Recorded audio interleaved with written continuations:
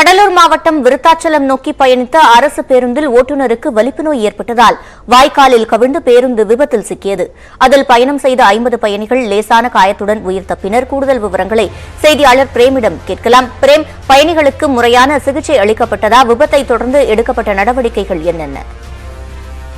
சிவரஞ்சனி, கடலூர் மாவட்டம் விருத்தாச்சலம் பேருந்து நிலையத்திலிருந்து நாள்தோறும் பல்வேறு கிராமத்திற்கு அரசு பேருந்துகள் இயக்கப்படுகிறது. அந்த வகையில் விருத்தாச்சலம் சேப்பாக்கம் கிராமத்திற்கு இன்று காலை பயணிகளை ஏற்றி வந்த அரசு பேருந்து தற்போது நிலை தடுமாறி வாய்க்காலில் கவிழ்ந்து விபத்துக்குள்ளாயிருக்கிறது. அதில் 50க்கும் மேற்பட்ட பள்ளி மாணவ மாணவிகள், வேலைக்கு செல்பவர்கள், பொதுமக்கள் என 50க்கும் மேற்பட்டோர் தற்போது படுகாயமடைந்திருக்கிறார்கள். சம்பவ இடத்தில் தற்போது போலீசார் தீவிர விசாரணை நடத்தி வருகின்றனர். அதாவது ஓட்டுநர் சரவணனுக்கு திடீரென வலிப்பு நோய் ஏற்பட்டதன் காரணமாகவே பேருந்தை கொண்டு வர முயற்சித்தும் அவர் கட்டுக்குள் கொண்டு வர முடியாத காரணத்தினால் கோமங்கலம் அடுத்த கஸ்பா வாய்க்காலில் தற்போது நிலை தடுமாறி அரசு பேருந்து தலைக்குத்தராக கவிழ்ந்தது. இதில் பயணம் சேர்ந்த பள்ளி மாணவ மாணவிகள், பொதுமக்கள் என 80க்கும் மேற்பட்டோர் தற்போது படுகாயமடைந்திருக்கிறார்கள். உடனடியாக அரசு மருத்துவமனைக்கு, விருத்தாச்சலம் அரசு மருத்துவமனைக்கு அவர்கள் சேர்க்கப்பட்டு தீவிர சிகிச்சை என்பது அளிக்கப்பட்டு வருகிறது.